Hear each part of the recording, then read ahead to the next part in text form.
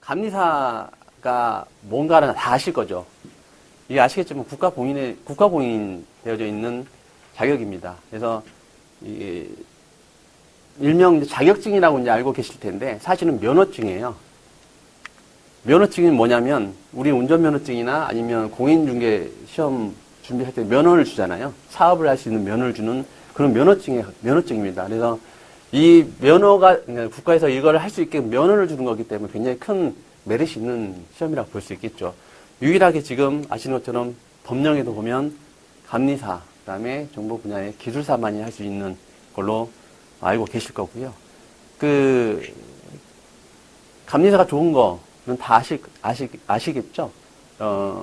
일단 감리 현장, 저도 이제 감리를 한 2번 했었었는데, 제가 감리 회사는 아닙니다. 감리 회사에 다니지는 않고, 여러분들과 비슷한 SI 회사에 있었고, 또 운영을 하면서 하는 어떤 이 발주사에도 있었고, 또 중간에 컨설팅도 했었고, 뭐 직장을 많이 옮긴 건 아니었지만, 그렇게 일을 하면서 중간에 컨설팅을 하면서 잠깐 감리 회사에서 오파가 와서 잠깐 2번 정도 했었어요. 물론 저는 이제 일반 수석 감리원은 아니었고, 그 당시만 하더라도요. 일반 감리원으로 일을 좀 할 수 있는 그 서티는 좀 받아놓은 상태였던 거였고, 그 일반 감리원일 때, 또 감리를 수행했을 때, 피감리원들, 그러니까 이제 발주사나, 또 내지는 이제 SI 수행사나, 이런 분들이 보는 뷰가 달라요. 그러니까, 우리 직장에서 나 감리사 기술사야. 라는 거하고, 감리 현장에서의 또 받아들이게 되는 나 감리사야, 나 감리원이야 라는 개념하고는 좀 다르더라고요.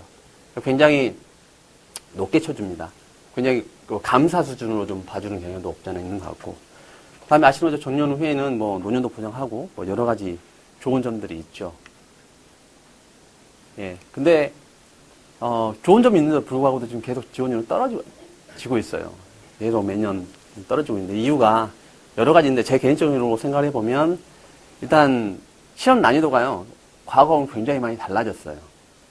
저도 3번밖에 안 봤다고 했지만 과거에 2010년부터 봤던 기출 문제를 쭉 보다 보니 물론 그 당시에는 이제 그런 이제 정보들이 없다 보니까 시험에 대한 어떤 깊이가 좀 낮을 수밖에 없는 건 사실인데 지금은 워낙 정보도 많고 또 이런 학원들도 많이 이렇게 활성화되어 있다 보니 기술 수준이 굉장히 높아지고 시험 난이도도 굉장히 올라갔던 그런 효과가 좀 있었던 것 같습니다. 이건 이하에서 조정을 하는 것 같아요. 시험에 대한 수준을.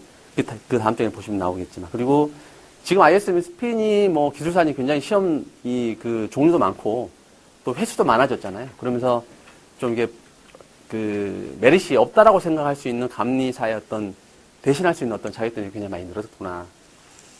라고 생각을 하게 됐습니다. 총 문항은 120문항이었고요. 근데 저 같은 경우는 여기 보시는 것처럼 여기 주로 시스템 엔지니어로 시작을 했고요. 그 다음에 지금도 얼마 전까지만 해도 테크니컬 아키텍처로 좀 일을 했습니다. 그리고 아까 말씀드렸지만 이제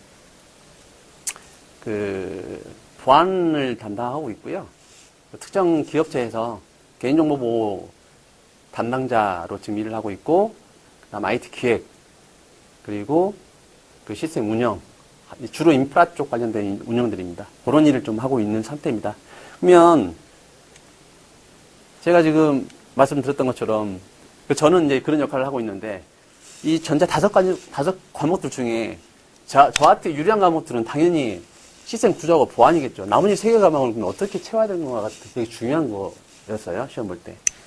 감리나 사업 관리는 뭐 이제 그 과거에 뭐 어떤 그러니까 자격증을 통해서 좀 학습했던 기회가 있었지만 정말 소공하고 데이터베이스는 제가 많이 해본 경험이 없거든요. 코딩을 저 사회 초년대에 했었기 때문에 그 당시에는 뭐 또 자바도 아니었고 순수 이제 그 PHP라고 하는 개발 랭귀지를 이용해가지고 개발했던 것 뿐이었기 때문에 경험도 없었고요. 또 데이터베이스는 뭐 지금처럼 오라클처럼 이게 큰 대용량 데이터베이스가 아니라 그 당시 이제 MySQL, APM 아마 기억하실 분들 많이 있으실 거예요. 그 APM 패키지 이용해가지고 아파치, PHP, MySQL 이런 툴을 이용해서 웹으로 컨버전해주는 그런 개발을 좀 했었거든요. 근데 그런 거다 보니까 소공에 대한 지식이 굉장히 얕고요. 데이터베이스도 굉장히 얕았어요. 그래서 저는 이제 시험 준비를 그래서 이제 요거를 어떻게 만회할 건가 고민을 많이 했고요. 보신 것처럼 커트 점수가 점점점 난이도가 높아지면 떨어져야 되는데 거의 비슷한 수준을 유지를 하고 있어요. 2010년도부터 제가 조사했던 이유 중에 하나는 요때부터 보안 과목이 120, 들어오면서 120문항이 됐던 거기 때문에 그때부터 좀 추이를 좀 조사를 했습니다. 예, 그러면 공부 방법은 이제 이렇게 다 잘 아실 텐데, 1년에 한 번밖에 없는 시험이에요. 그러다 보니까 공간적으로 어떻게, 시간적으로 공부해야 될 것인가, 어느 정도 깊이로 봐야 되고, 어느 정도까지 넓게 봐야 되고, 이런 부분들도 고민을 해야 될 거예요. 저는, 개인적으로 기술사 시험은 굉장히 깊이가 굉장히 깊어야 된다고 보는데, 감리사 시험은 굉장히 브로드해야 한다고 좀 봐요. 그래서, 한쪽에 너무 치우쳐서 깊게 보지 말았으면 좋겠다. 특히, 제가 지금 이제 강의해드릴 시스템 구조 과목이 그래요. 이제 우스갯소리 작년에 시스템 구조 때문에 꽈락되신 분들이 제가 알고 있는 분 5분이 계세요. 시스템 구조 꽈락은 몇 점인지 아시죠? 9문제입니다. 네, 9문제를 못 맞추면 꽈락이에요. 그런 분들이 제 주변에 5분이 계셨어요.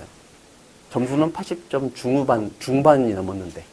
그러니까 그만큼 굉장히 작년 같은 경우는 좀 이례적인 부분이긴 하죠. 물론 이제 시스템 구조가 다른 과목에 비해서 굉장히 넓어요. 아시겠지만 모든 걸 다 총망라하고 있기 때문에 뭐 시스템 하드웨어 아키텍처, 뭐 네트워크, 뭐 보안, 물론 다른 형태로 지금 하는 과목이 나오고 있긴 하지만 소프트웨어 아키텍처 등 뭐 아마 다 걸릴 거라고 보고 있거든요. 그만큼 굉장히 브로드하다는 영역임에도 불구하고 깊이도 되게 깊어져요. 그리고 다른 과목에 비해 TTA라는 표준을 다루고 있는 사이트는 알고 계실 겁니다. 국가에서 하고 있는. 그런 데서도 굉장히 표준화된 문서들이 많다 보니까 거기 있는 자료들 자꾸 응용을 해요. 왜냐하면 최근에 굉장히 오래부터 쭉 이하에서 고민했던 게 자꾸 이의제기라는 문제들이 굉장히 많았거든요. 근데 그거를 좀 기피하고 싶은 영향도 좀 있던 것 같고요. 요번에도 이의제기했던 문제들이 여러 가지가 좀 있었었는데 시스템 구조는 별로 없었던 것 같아요.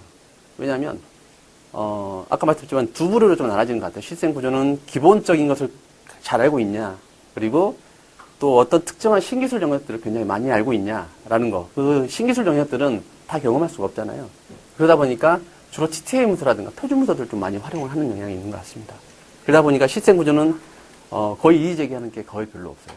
특히 이제 데이터베이스나 소금 같은 경우는 이제 보는 각도에 따라 또 달라지고, 또 모르겠습니다. 이제 소공이나 DB 쪽은 또 그만큼 IT 인력 중에 많이 포진되어 있기 때문에 많은 분들이 경험을 좀 해보아서 이 깊이도 굉장히 깊어서 그런지 모르겠지만 시구 쪽은 좀 그런 문제보다는 좀 이렇게 딱 끊고맺는 문제들이 좀 많이 있었던 것 같습니다. 예, 뭐 쭉 적어드렸는데 이거는 한번 제가 틈틈이 시간이 좀 중간중간에 있으니까요. 다시 말씀드리고, 전체 과목을 시험 준비를 할 때 어떻게 해야 될 건가, 또 특히 제 과목은 이제 시스템 구조를 어떻게 준비해야 될 건가라고 이제 고민을 하셔야 되겠죠. 시스템 구조 문제는요, 요거 꼭 참고하셔야 돼요. 물론 다른 영역도 마찬가지긴 하는데, 지금 보시면 가지고 계신 분들이 있어요. 꼭 이 문제는 풀어봐야지, 이 문제는 꼭 맞춰야지. 근데 꼭 그렇게 생각하시면 안 돼요. 이게 다른 영역보다 시스템 구조 영역이 계산 문제도 굉장히 많고, 또 이제 뭐 기출 문제도 풀이도 하겠지만, 보시면 글도 되게 길고요. TTA 문서를 갖다 끌어다 보니까. 그래서 근데 너무 거기에 이제 매료되어 있으면 내가 내 문제를 못 푸는 경우가 많습니다. 혹시 그 시스템 쪽을 해보셨던 분이나 지금 하고 있는 일들이 시스템 관련되어진 일을 하고 계신 분 계세요? 다 개발 쪽이나 데이터베이스 쪽 일을 하고 계시는 분이네. 대략 지금 25문 중에 문제가 한 7, 10문제 정도는 중상위 문제들이 많이 나옵니다. 왜냐하면 그 밸런스를 좀 맞추려고 그러는데 그 문제는 그냥 버리고 가요. 버리고 가셔야 되는 게 맞고요.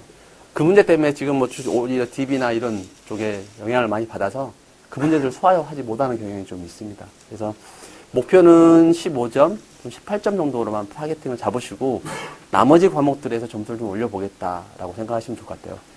감리나 사업관리, 그리고 보안, 이런 영역들은 거의 대부분 이제 외워서 될 수 있는 문제들이 많잖아요.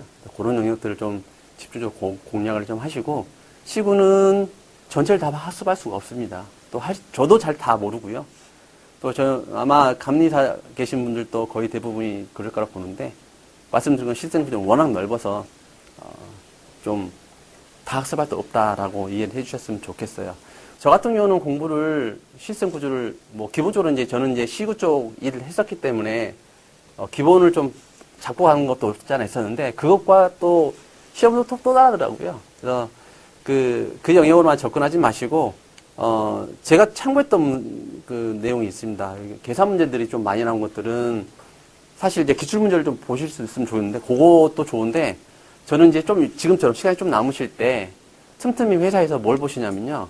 공무원 구급 문제에 전산직 계리직이나 전산직으로 나오는 문제들이 있어요. 그 7급 이상 보지 마시고요. 7급 이상 문제 있지도 않지만, 공무원 구급 문제 보게 되면 컴퓨터 일반의 기출 문제가 있거든요. 거기에 보면 크게 어렵지 않는데, 이 문제는 꼭꼭 나오는 문제들이 있어요. 근데 그게 감리사에 영향을 좀 많이 오는 듯 싶어요. 비슷한 문제도 굉장히 예전에 많았고, 지금도 올해도 그런 비슷한 유형의 문제가 좀 있었습니다. 그래서 꼭 그러니까 지금쯤이면 시간이 좀 있으시니 꼭 컴퓨터 일반 문제를 좀 참고를 해주셨으면 좋겠다라고 해서 좀 준비를 했고요.